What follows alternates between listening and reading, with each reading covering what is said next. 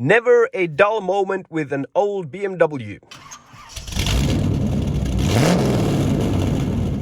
So out of the blue, the Z4 developed a new fault. And the fault is that if I turn towards right, the car will start honking on its own. And it's not going to be one of those constant honks where you just keep the button pressed, but it's going to be one of those impatient honk, honk, honk, honk, honk type of a deals. And let me tell you, baby, that's an interesting fault to have in city traffic. There you are on a traffic light and the queue starts moving and then you're turning to right and then all of a sudden your car starts to honk.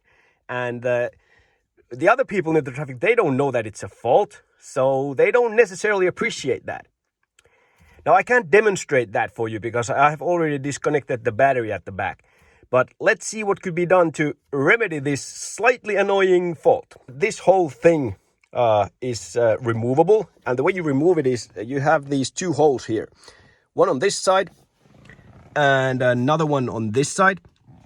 And basically you're supposed to push some sort of a tool, usually a screwdriver, through those holes, and that will release some sort of a spring or a catch or a latch behind the airbag module, and then the whole module can be removed.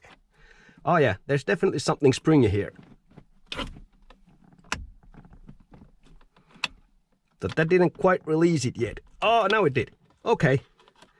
So yeah, you just have to feel your way around there and, you know, by pure luck, you will find something. You know, screw talent, use luck. That's usually the best. Oh, I totally found the other one as well. Let's see. It's not free yet though. Okay, that's it. It should be free now. Let's see. And it is free. Okay, cool. There's a black connector here at the top. You also have connectors at the back side of this module. You can see them there.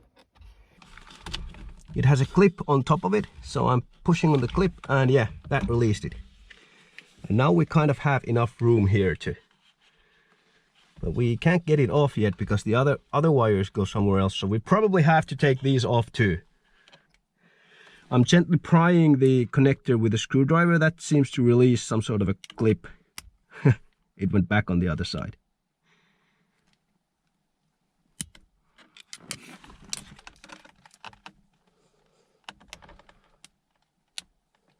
All right. Yes, okay, good. That's up. And the connector is off. All right, that was pretty easy. Now the same on the other side. I'm just gently prying those up here, good. And then just taking the connector out. But then we have the question of why is it honking on its own? Now, the horn itself functions when you press on the airbag module. And that kind of presses on this whole assembly. So I'm guessing the horn button is just probably grounding this part to the base of the steering wheel. But these don't seem to be loose. But if I look closely here, there seems to be some debris or some sort of metal shaving or something there. I don't know, maybe that's grounding. Maybe that's grounding this part. Maybe I'll remove this part and see what's behind it. You know, before we go further, let's actually try to do some diagnosing here to kind of pretend to be a little bit professional about it. So I have a universal meter here. The other lead is connected to a known good ground point over there. And if I put the other lead to the center of the wheel, we can see that we have ground there. And if I put it to this raised portion here, which is connected with the 3 bolts, we can see that we don't have a ground connection there. So my assumption here is that the way that the horn circuit works, without looking at any diagrams, I'm just guessing here, is that once you press this portion, or rather when you press the airbag module, you're actually pressing this raised portion here, which is isolated with these plastic isolators on each bolt. You're actually connecting this part to the wheel center part and therefore closing the circuit, and that's how you get the horns out. Let's see if that actually is so. I will place this somewhere like there, and if I now gently press here, we should see the meter go to 0. And we do. So now I'm wondering that is that little piece of metal that we see there, is that going to be kind of the issue here? I've now moved it a bit. Let's see what now happens if I connect this one. Nope, no ground connection there. Ah, but look. So I'm pretty sure that that's the thing that has caused the issue. Let's see, I'll try to pick it from there.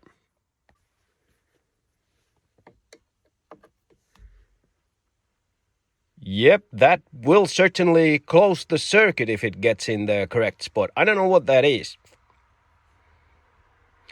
I guess to kind of get some peace of mind, I'm still gonna remove this part and kind of see what's behind it. I'm pretty sure that this is what caused the issue, but I don't still know what this is. I don't know where this came from. There might be something broken here. Let's see. To take this part off, it's probably a good idea to remove that zip tie first. It seems to be keeping some sort of a wiring loom in place.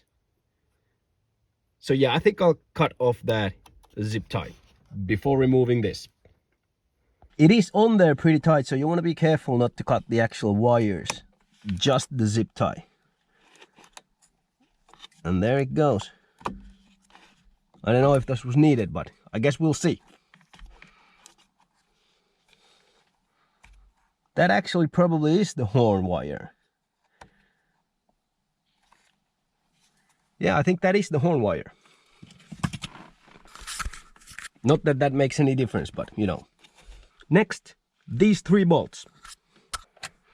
They are Torx headed bolts. The correct size might be T30. And it is. So here goes nothing. Let's hope that we can assemble it after this. I mean, you do have small springs here, so kind of want to be careful when taking this apart. You don't want to lose those. They're not too tight, at least.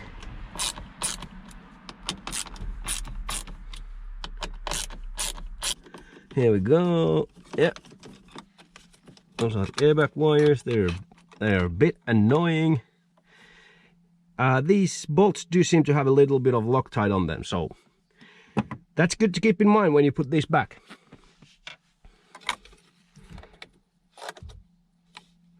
Man, I think I'm gonna tape that one.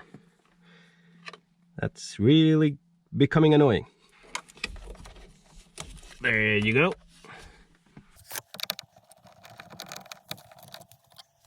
So here we actually have the connection points. This one, and then there's a third one down there. Focus. Yep, thank you. So these, I don't know what to call them. Let's call them studs. No, they're not studs. Let's call them the horn circuit contact points. So you have 3 of them there, and then you have corresponding contact points on this piece here, here, and here. And there's nothing wrong here. Everything seems to be in order. Nothing is loose. The springs are all in place. The screws were not loose. So the reason why we got intermittent and random honking has to do with this piece, but I have no idea where this piece came from. There's nothing here that kind of seems broken. Maybe this has been there all along, you know, since 2006 or was it 7 that this car was made. And only now it started to cause problems. This is one for the mystery books, but nonetheless, I'm pretty confident that by removing this, we have fixed the issue and we can once again drive in the city traffic without annoying other people. I'll just put all this back together now. Oh yeah, and now having this piece in hand and looking at the part where we actually have the horn circuit wire coming into this part, it's probably unnecessary to remove the zip tie, unless of course you're dismantling the wheel for some other reason, but for this particular job it probably could have stayed in place. And as I mentioned, it's probably a good idea to put a bit of thread locker here because we're trying to fix a random honking issue, and omitting this stage, you you could probably create a random honking issue if these screws become loose. What you want to do while you're putting this back together is you want to look at all the springs kind of seat to their corresponding positions. They have a small stud on the wheel base there. Probably the screws will guide them to the correct places, but you know. And a little bit of thread locker on the last bolt as well. And then we'll just tighten them all. I don't have a torque spec for these, but you know, good and tight is probably a good tightening torque for these. They don't have to, they definitely were not super tight, even though they had some Loctite on them already from the factory. They were quite easy to open, so no need to be ham-fisted about these screws, I think. That feels about right. Yeah, that feels about right.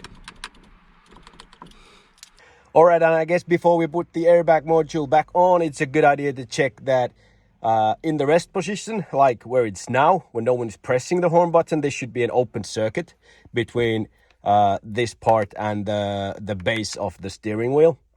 And it is. It has an infinite resistance, so it is an open circuit. And then once we press the button, there goes the meter. Once we press the button, we should see that the resistance becomes 0, which it does. Yeah, so that seems to work. Then all we have left is the airbag module, and let's see, I mean, it should be something like this.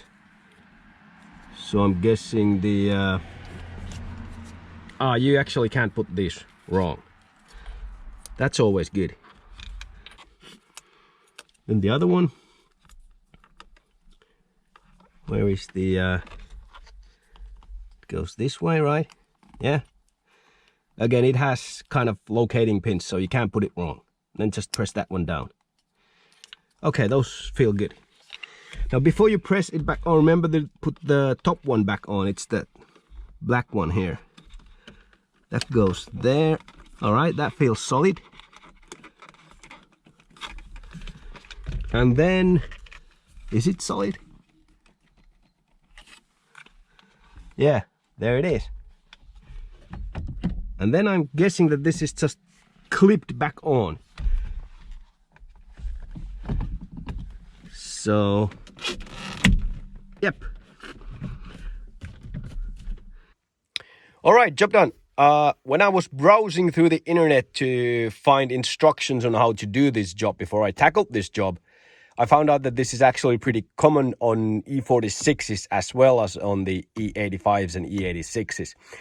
And apparently it's usually caused by the 3 screws that hold on the horn switch assembly becoming loose. But that's not what we had here. There was actually nothing wrong with the assembly or the circuitry here. I guess it was all caused by this foreign metal object. I'm glad that I found this one, because at least now I can be somewhat satisfied that there was something, there was physically something there causing the random honking.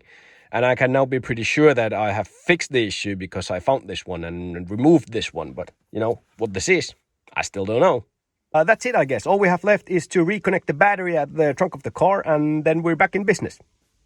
Thanks for watching.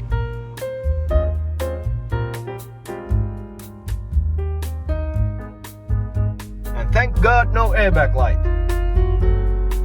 But I should probably buy some gas.